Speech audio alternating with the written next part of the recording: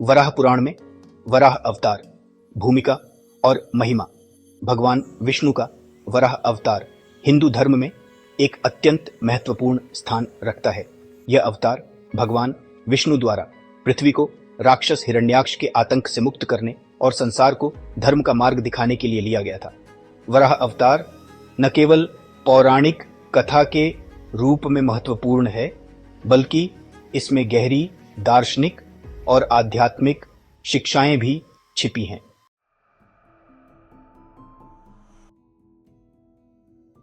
भूदेवी स्वयं भगवान की करुणामयी स्वरूप होने के कारण मानव जाति के कष्टों को देखकर अपने स्वामी भगवान वराह से प्रार्थना करने लगी। उनसे सरल उपाय बताने का निवेदन किया, जिससे संसार के प्राणी अपने कर्मों के बंधन से मुक्त हो सके और भगवान की कृपा के पात्र बन सके।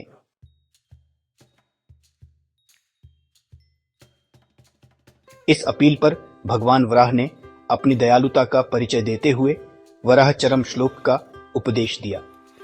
इस श्लोक में भगवान ने अपने भक्तों को आश्वासन दिया कि जो लोग उनके प्रति पूर्ण समर्पण करते हैं वे सभी सांसारिक बंधनों से मुक्त हो जाएंगे।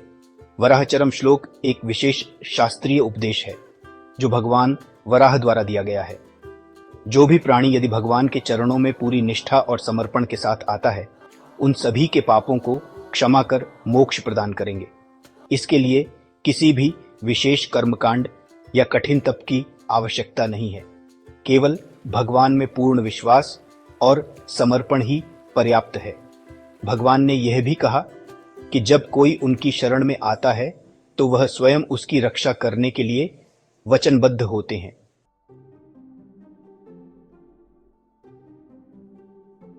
स्वामी वेदांत देशिकन, जो विष्णु भक्तों के महान आचार्य माने जाते हैं, वराहचरम श्लोक की महिमा से इतने प्रभावित हुए कि उन्होंने इस पर आधारित रहस्य शिखामणि नामक ग्रंथ की रचना की। इस ग्रंथ में उन्होंने शरणागति के महत्व और भगवान की कृपा का विस्तार से वर्णन किया। स्वामी देशिकन के अनुसार वराह चरम श्लोक एक साधारण भक्त के लिए मोक्ष का सीधा और सरल मार्ग प्रदान करता है।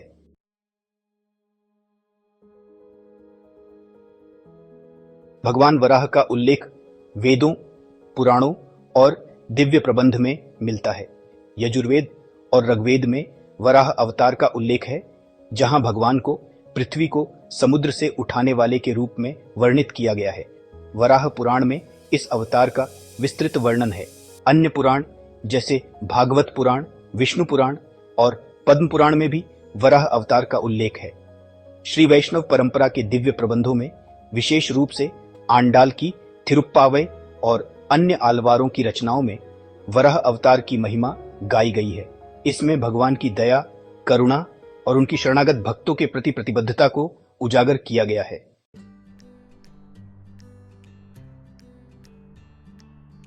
आयकौर भगवान वराह की आराधना के अनेक मंत्र श्लोक हैं। वराह गायत्री मंत्र एयुएम वराहाय विद्महे महादंष्ट्राय धीमहि तन्नो वराह प्रचोदयात्। वराह पुराण का पंच लक्षण। वराह पुराण में एक मानक पुराण के 5 लक्षण पंच लक्षण हैं, जिनमें सर्ग, प्रतिसर्ग, वंश, मनवंतर और उनके काल के साथ संबंधित चरित्र का उल्लेख है। वराह पुराण का पारंपरिक लेखक आशी वेदव्यास को माना जाता है, क्योंकि यह 18 मुख्य पुराणों में से एक है। यह पुराण भगवान विष्णु, वराह स्वरूप और उनकी पत्नी भूदेवी के बीच संवाद के रूप में रचा गया है। इसमें कुल 24,000 श्लोक हैं।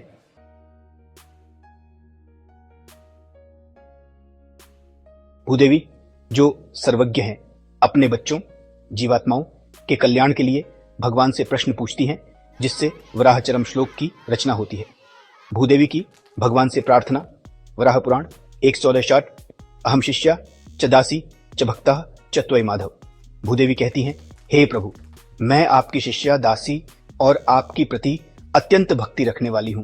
कृपया मेरी प्रार्थना स्वीकार करें और ऐसा सरल उपाय बताएं जिससे सभी जीवात्माएं सद्गति प्राप्त कर सकें।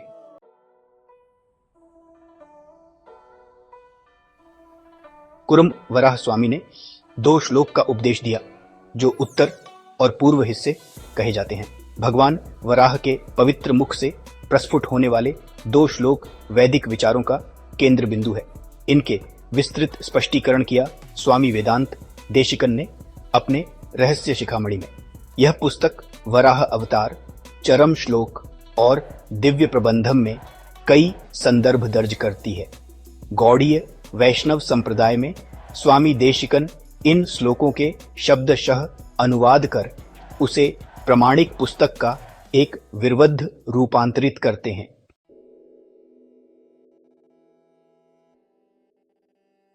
अन्य पुराण जिनमें वराह अवतार का उल्लेख मिलता है, सतपथ ब्राह्मण, लिंग पुराण, मत्स्य पुराण, रामायण, इन सब में भगवान वराह द्वारा अपनी दांतों में अपनी पत्नी भूदेवी को उठाकर भयानक जल में मछली नंदीवर्धन को चंद्रमा के बाल ईश्वार की बत्ती पर धरक बाहर निकाली हुई है।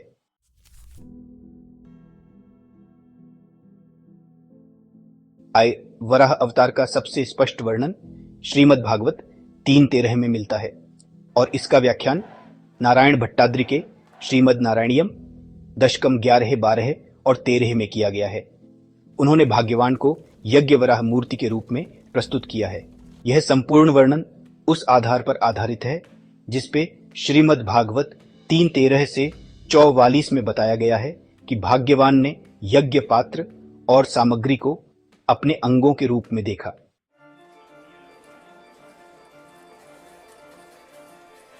यज्ञ में भगवान की इसी तरह की छवि हरिवंश 3:34 से 41 में प्रस्तुत की गई है।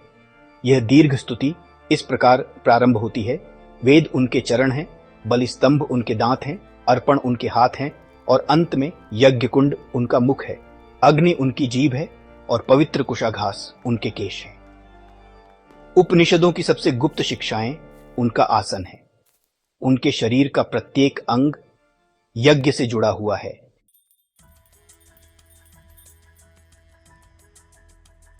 आदिवराह भगवान ने कलयुग में श्री वेंकटेश्वर से अनुमति प्राप्त की जिससे वे आदिवराह क्षेत्र में निवास कर सके।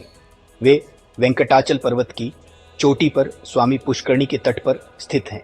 आज भी तिरुपति मंदिर में प्रवेश करने से पहले भक्त पहले आदिवराह की पूजा करते हैं। आदिवराह का स्वयं व्यक्त स्वरूप श्रीमुष्णम में स्थित है। उनकी दिव्य भूमि तिरुविदावेंथाई है। इस प्रकार वराह अवतार का गूढ़ तात्विक और आध्यात्मिक महत्व विभिन्न पुराणों और ग्रंथों में विस्तार से वर्णित है।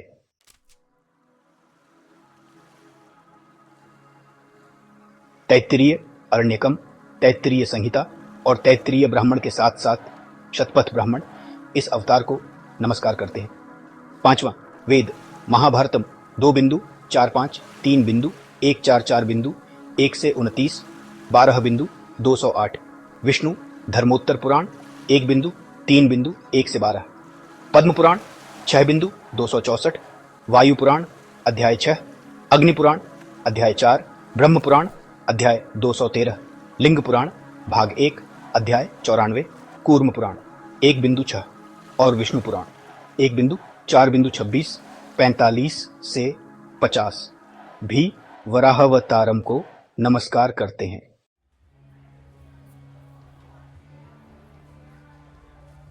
स्वामी देसिकन का दशावतार श्लोक भगवान के वराह अवतार को नमन करता है।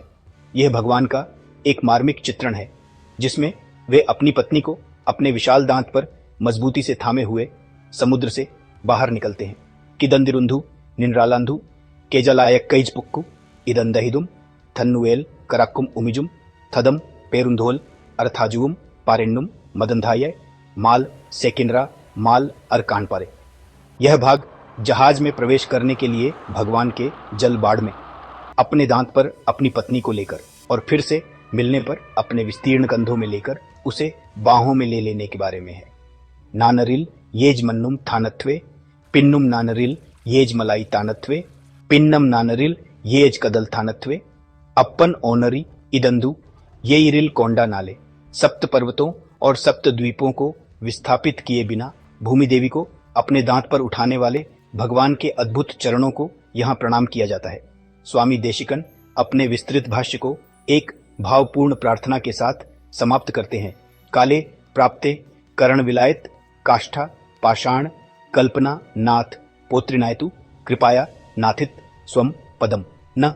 अर्थ, जब भौतिक मृत्यु का समय निकट आ जाए और हमारे अंग अपनी शक्ति खो चुके हों और जब हम अचेतन अवस्था में हों जो लकड़ी या पत्थर के समान हो, तब भगवान वराह हमारी पहले की शरणागति के उत्तर में कृपा करके हम पर दया करें और हमें अपने परम पद तक ले जाएं। यह सार रूप में रहस्य शिखामणि ग्रंथ है।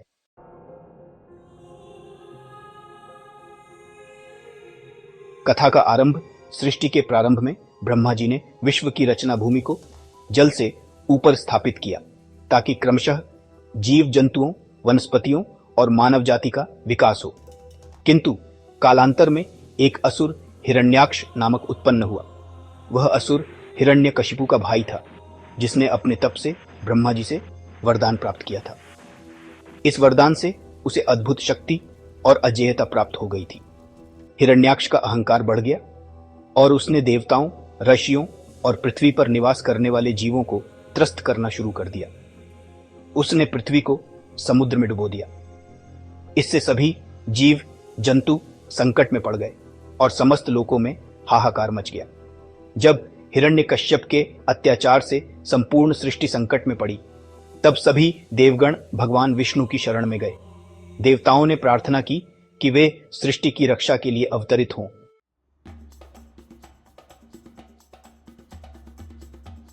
भगवान विष्णु ने एक विशाल वराह सुअर का रूप धारण किया। उनका यह रूप अत्यंत तेजस्वी और अद्वितीय था।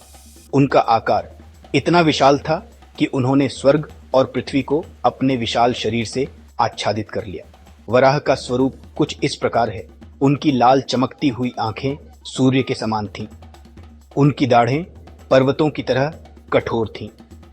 उनकी गर्जना इतनी प्रबल थी कि पूरे ब्रह्मांड में गूंज उठी। उनका शरीर तपते हुए सूर्य की भांति तेजस्वी था।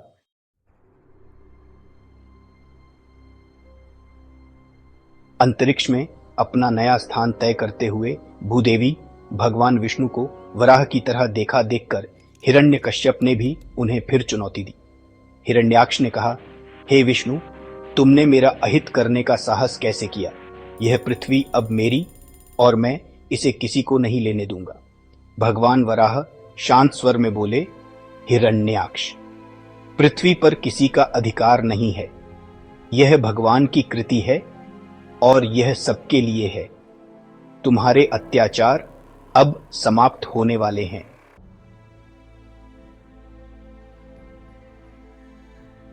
इसके बाद भगवान वराह और हिरण्याक्ष के बीच भयंकर युद्ध हुआ।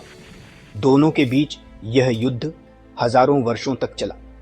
भगवान वराह ने अपनी दाढ़ और गदा का उपयोग कर हिरण्याक्ष का वध कर दिया।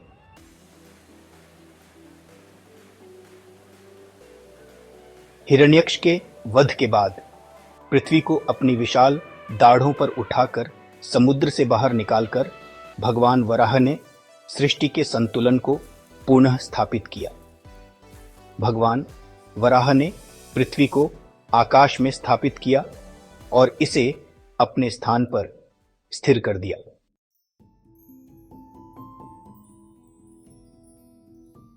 भगवान वराह का अवतार उनके भक्तों के प्रति उनकी असीम दया और करुणा का प्रतीक है। भूदेवी की अपील पर उन्होंने न केवल पृथ्वी को बचाया, बल्कि सभी प्राणियों के लिए मोक्ष का सरल मार्ग भी प्रस्तुत किया। वराह चरम श्लोक उनकी इस प्रतिज्ञा का प्रमाण है कि वह अपने शरणागत भक्तों की हर परिस्थिति में रक्षा करेंगे।